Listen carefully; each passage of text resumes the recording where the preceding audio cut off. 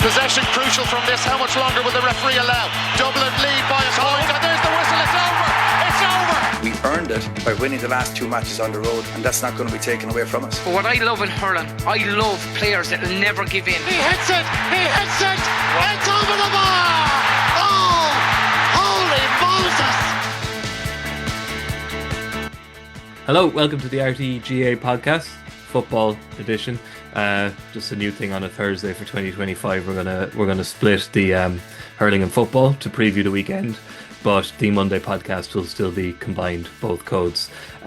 So if you want to listen to Jackie Tyrrell talking about hurling, that's also available wherever you got this podcast. Hope that doesn't confuse you. It's bad enough that I'm here instead of Jackie Hurley. She's busy doing rugby stuff. Anyway, Rory O'Neill's here and Ciarán Whelan are here. How are you doing, lads? Very good, Mikey. Hey, Mikey. Very How's good. it going? Good. The North County Dublin Mafia here to put things right. A cork blowing. Yeah, I know, but you've given them the run of the place up there. Yeah. I don't know what they're thinking. Yeah, look, we're 4 or 5 days after the first sight of the new rules in competitive action. I think people are still chewing on them, I suppose, and a lot of people, I think, like most things, a lot of people see a lot of good, a lot of people see a lot of bad. Before we get into that, I'm just wondering what you think. How long do you think this is going to be the prism through which we're judging football? For how long are teams going to get a free ride for winning, for not winning, for losing, for underperforming versus last year? Because at the moment, nobody's talking. I know the first round of the league, you'll always get a bit of a slide anyway, but there's nobody talking about who actually won or lost the matches. It's just how they were won or lost.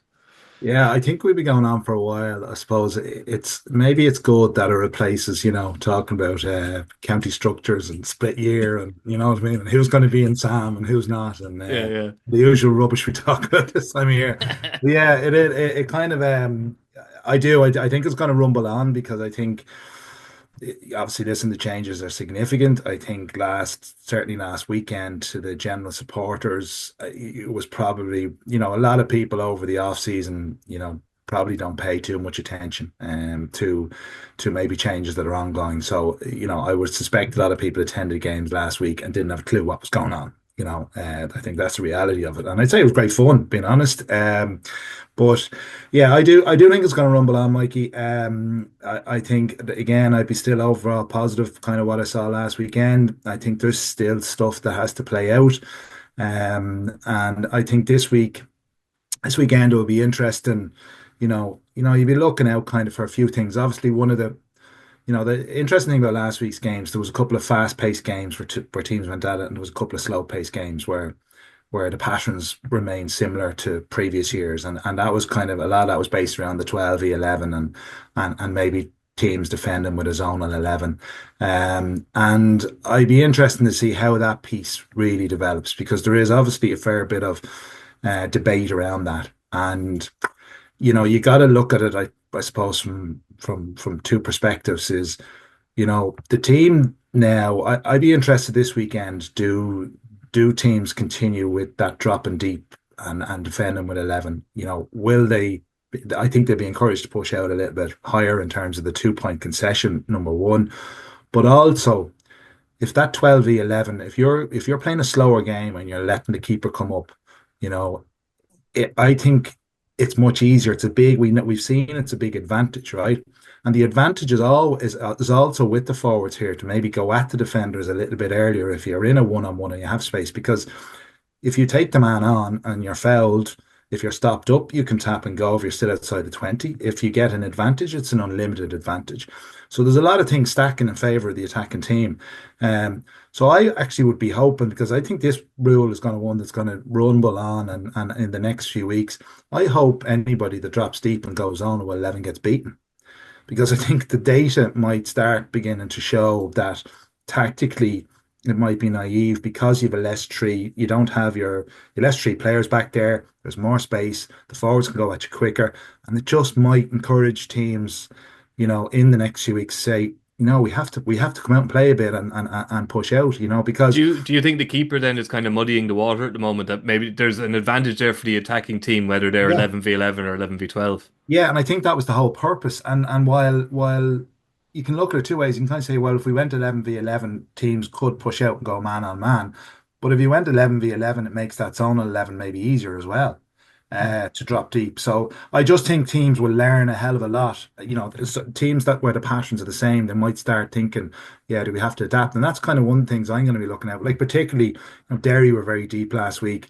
Armagh were very deep last week. Will they change their kind of defensive structure and start thinking about the game in a different way? Because I think there's a lot of benefits with the forwards, And I think in addition to that, the other aspect that I'd be really looking at this weekend is the technical fouls, and we can see the impact they can have in having a game, and it's really changing player behaviors, which is going to be difficult. It's going to take time, and you saw teams last week. Some teams might have conceded 4 points, 6 points from delay fouls, maybe the 3-on-3, simple little things, and they punish you really, really badly.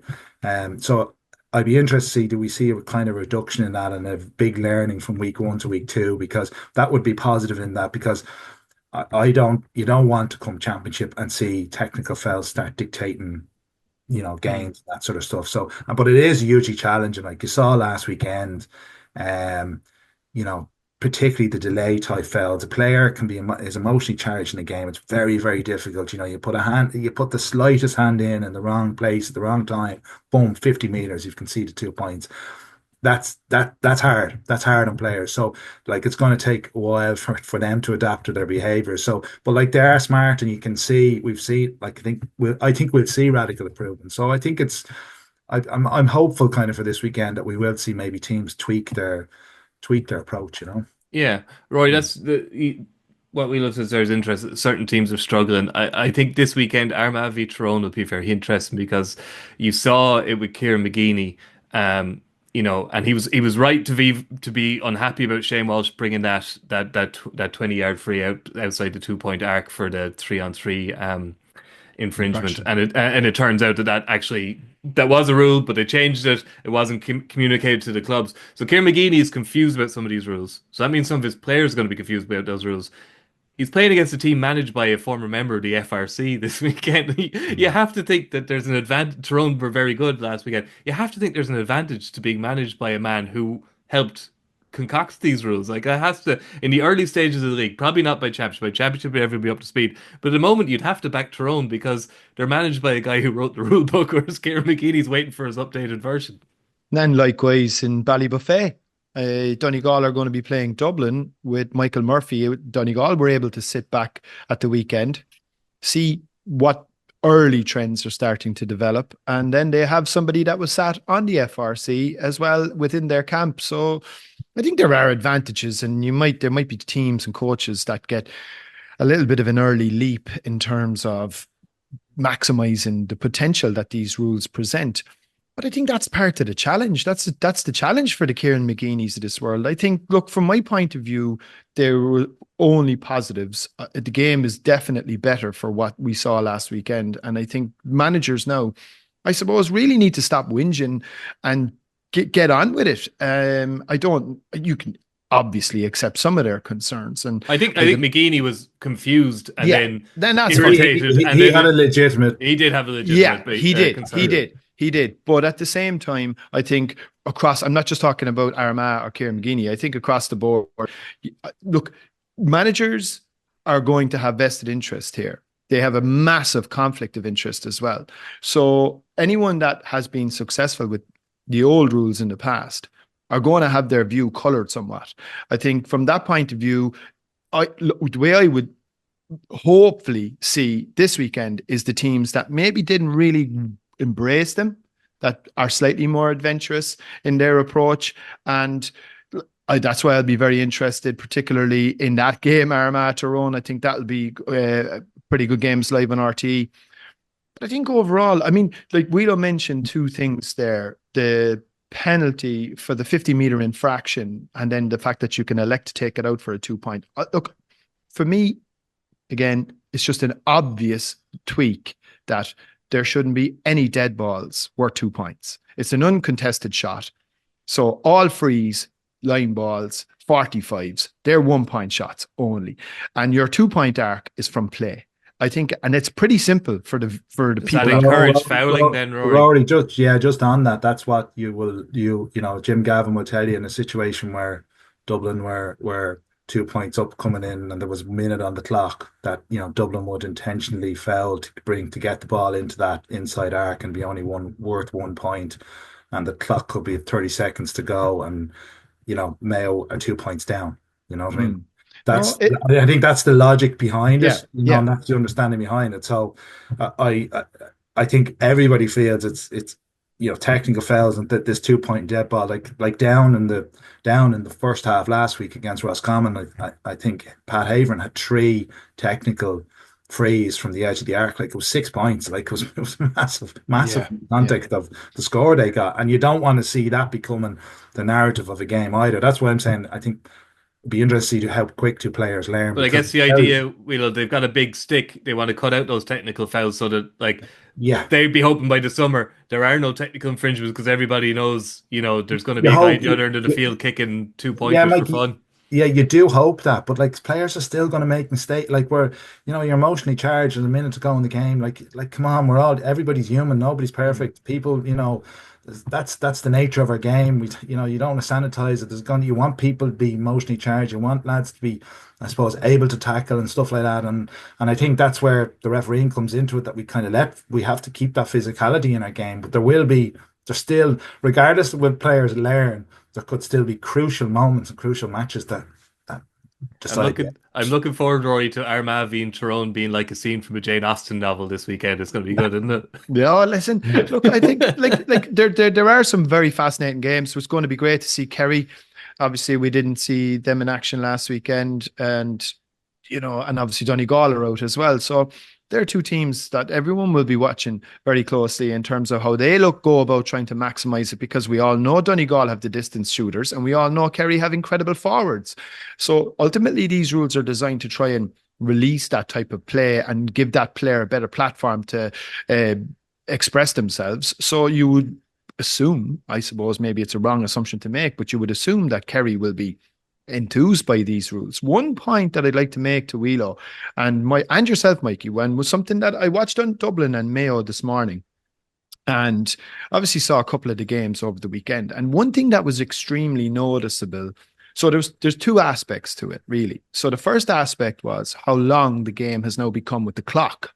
The clock is a sort of a, it's almost like a forgotten change, because there's so much change, but it's actually quite a significant change too in its own right.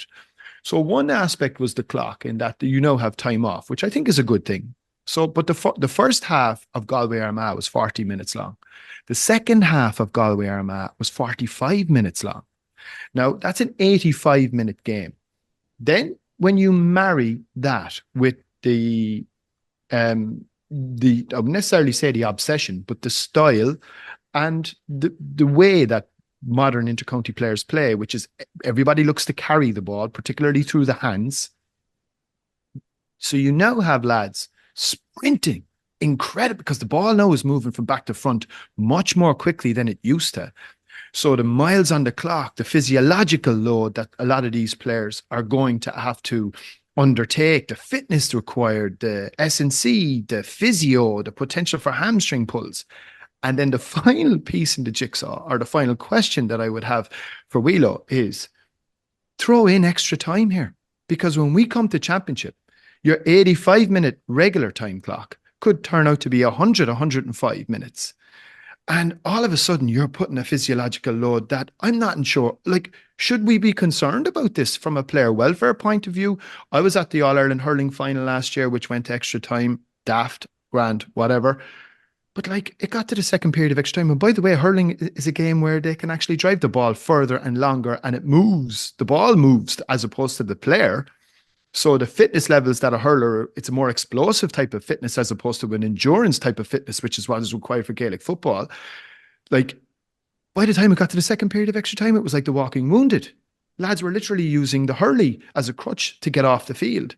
So what kind of an impact is extra time going to have when you have games elongated in this fashion, and the game now changed in terms of its momentum and the speed at which it's being played?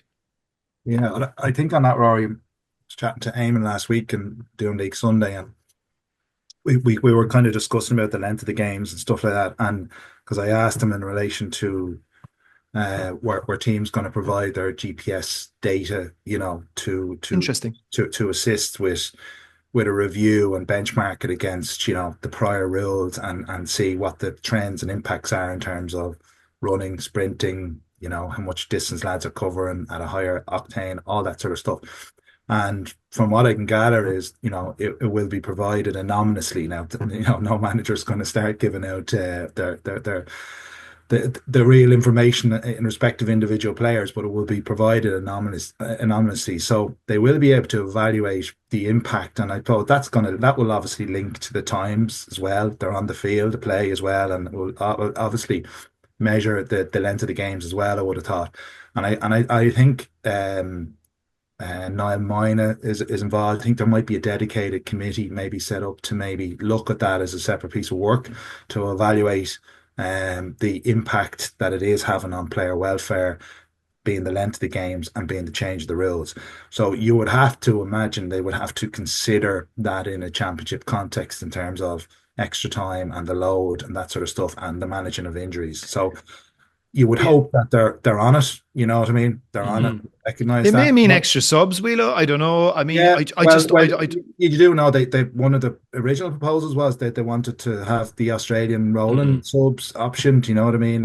Where the Australian rules, which we would have played in the compromise rules, where you could just roll subs on and off. I think that was one of the original proposals. So that might be one of the solutions, and bigger panels and that sort of stuff. So I'd say that piece of work is a bit to go, but I would imagine they're on it and they're gonna be keeping an eye on that because it's a hugely valid point, But I also think, Mikey, sorry, just not to labour the point too much. I think from a GA perspective as well, I think at central level they also need to be looking at this as is this a dignified way to conclude a game? Is this actually are they content that basically you're running your competition so quickly that you're effectively saying, look, it's last man standing, whoever's left standing up at this stage because we saw it last year. Like, I know extra time won't happen all that often, but it happened in the All-Ireland semi-final between Kerry and Armagh. It happened in the Ulster final. Didn't it?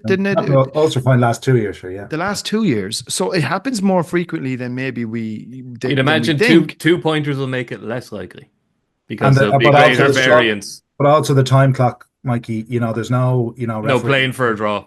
There's no, but there's no referee giving teams one opportunity. Yeah, exactly. If that time clock and Hooter stays in, it will change the dynamic of the last minute or two in terms of what teams do. Take for example, if you have a kick out, I think you've 30 seconds to take the kick out, right? Now you can see that's another rule change that came through last weekend. I think there was somebody complaining. I think Jared Brennan might have referenced it, that if you delay the kick out now, it's a free in. It used to be a throw ball, right? Yeah. But you'll have, when you see teams come into that last minute or two, rest assured you'll have guys using that 30 seconds. We're gonna that's the type of stuff we're gonna get into as the year goes on, because teams will get cuter and they'll understand the rules better and stuff like that, But like one of the other points there, I might just touch on what Rory says, was I think the whole narrative is important the next couple of weeks around, if you look at the guys that came up with these rules were really, really good, successful coaches and managers. Jim Gavin, Eamon Fitzmaurice, Malachy. James Horn, Malachy, right? Really guys that have been in the trenches and really experienced. And it just shows you, a manager when he's in the tent and when he's outside the tent and I think it's important in terms of the narrative, because when they finish the games and they're emotionally charged and a microphone's thrown in front of them and they're pissed because something went against them, or and they can be critical of I think we have to be next few weeks people have to stand back and look at it more holistic than and that negativity doesn't control the narrative, maybe, that I think that's important. Okay, so Rory advocating for FA Cup style penalties at 70 minutes, and Wheelo wants there was nothing wrong with replays. and Wheelo wants managers to show some self-control and think about somebody other than themselves. Okay, lads, gotcha. Just a very quick mention on a couple of games because we're running out of time. The Dubs, obviously going up Yeah. to Donegal to face, as Rory says, a Jim McGuinness who was in his lair watching all the matches, concocting a plan. But you had to be encouraged by Dublin last week. It was a Yeah. good old fashioned Dublin Mayo shootout. But a lot of young fellas would have at least not shot themselves in the foot, if not exactly put their hand up for championship selection. Yeah, absolutely. Like it was a good performance from Dublin. Refereed brilliantly, I have to say. It was Yeah. a fast game, end to end. Um, but playing in Croke Park on a good surface in end of January, but compared to traveling up to Donegal on a Saturday evening, big change. So yeah, I think it'll be a different challenge for this younger Dublin team. It will be interesting to see again. Does Desi roll the dice and look at a couple of other guys? I'd say I think he will. He'd want to look at as many people as possible. He's 2 points in the bag now to a certain degree. Like, I think let's not forget in Division One, probably most of the teams are looking to get 6 points and and build from there, and maybe And not make the final, whatever you do. yeah, but even with these new rules, not maybe show your hand to a full extent, or keep something back or whatever, and that kind of leads you into McGuinness. Remember Donegal's first league game last year was a Cork, and came out with this high press, and everybody thought this was the new way. So I'd take anything that Donegal do at the weekend with a pinch of salt as well. But from a Donegal perspective, you would just think they've a fair bit of work done. They were back kind of, well, obviously, I don't know what date they were back on. I can't confirm that, but I know they had a training camp, and they have a lot of players that have returned. Michael Murphy back in the fold. We know they've quality in terms of their forwards, particularly 2-pointers. It'd be very interesting to see how they approach that aspect of the game. And then I'd be interested to see defensively how they're set up. But I think it's a tough challenge for that young Dublin team now going up on Saturday evening. I would be fancying Donegal to win. Just then on the broader point, then, like, as a Dublin fan, you're probably going to be worried about how much of it, like, Dublin don't really do retirement statements, and like Desi communicates what he has to, but doesn't tell you anything you don't need to know, or if you don't ask directly. We know Paul Mannion and Jack McCaffrey have, if not retired, they're not around this year, and they're both getting older, and they've both lived very independent lives where they haven't been too tied to intercounty football, in fairness to them. So they could be gone, they could be back, we don't know, but they're gone for this year. Would you be concerned that there'll be more? Is Mick Fitzsimons maybe no longer for the Sky Blue? Like, do you think there's going to be more that are just going to come out in dribs and drabs, as is Dublin style? Yeah, I suppose you hope. I suppose you hope, based on the form that Mick Fitzsimons was in with Coola, and how he certainly didn't look like somebody who was struggling. Let's put it that way. He was fantastic. So you'd hope that momentum might carry through, and Mick being Mick, that he would be back. I'd be optimistic and hopeful that we would see him. John Small is obviously one that there was a little bit of doubt over last week. Again, he's crucial, and as he didn't really reference him, that I think he was hoping he was going to return. I think you have to work on the basis the two lads are gone. That vacuum in the middle of the park, Mikey, is probably Dublin's biggest challenge. A team without Brian Fenton looks very strange because he's nearly been ever present, and James McCarthy is gone. He tried, obviously, James Madden in there as well at the weekend. So I'm interested there that particularly with the new kick-out rule, particularly with more contests in the middle of the park. You do need to have maybe a good ball-winning midfielders in there, and I'm probably biased in that regard because it was a position that I would have played, but I'm more interested to see who's going to slot into that 8 and 9 jersey for the year ahead. So we'll see in the coming weeks. But like whatever way you slice and dice it, from the Dublin fans' perspective, there's a big vacuum with some key players gone, and I definitely think if you look at Desi's kind of team selections over the last few years, there was always guys missing, and you could always really write down on paper who was best 13, 14 were going to be, and what it was going to revert back to when it came to the crunch. You can't this year. No. And that's what makes it all the more interesting, and that's why I think he'll look at a lot more players in the coming weeks, because we have to find a little bit of talent and get them experience, Yeah. Just 1 second there, Mikey. Yeah. That landing zone, that for the kickouts now, chaos, which is like Grand Central Station. I think it's exhilarating. I mean, You could nearly make a comeback there. It's added. I think that's great. It's a great rule that. Yeah, I like all of them, but that I one think again it will evolve, Rory. Yeah. Definitely the one thing it is going to bring. Is there almost like a relearning required here? You like if you go back to, we'll say, the late noughties, which are Paul Galvins and your Brian Doers, those guys. It's going to bring that type of player into the equation, but at the same time, I think teams will learn that if they overcommit to that break zone and you lose it, you could be very vulnerable. So I think we're going to see it.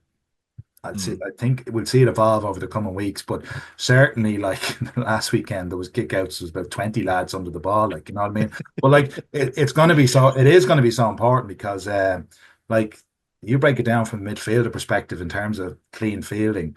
For a midfielder to catch 6 balls in a match, you're man of the match. Do you know what I mean? So, on average, your clean catches in that old kind of situation, 2-3 a match, like, do you know what I mean? So it's going to be an incredible amount of breaking balls. So it absolutely changes that whole dynamic in that area, Break zone's a bit close to breakdown, and how many you commit to it, Wheelo. I think the true Gaels may be concerned with the how close we're getting to rugby lingo there, committing to the break zone. I don't know about that one. Okay, we'll leave it on that worrying point. Rory, Wheelo, thank you very much. Rory and Jackie will be back on Monday to review the weekend. You can keep across all the action. RTÉ website, RTÉ News app, RTÉ Radio 1 Saturday and Sunday Sport, and League Sunday on Saturday night. And don't forget, you can watch Armagh and Tyrone being very nice to each other and handing the ball over politely on RTÉ2 and the RTÉ player on Saturday evening. And if you want to listen to the Hurling podcast with Jackie Tyrrell, it's available on the same feed that you found this one. So go and listen to that. It's fantastic. All right, Rory, Wheelo, thank you very much. Good luck, everybody. Goodbye.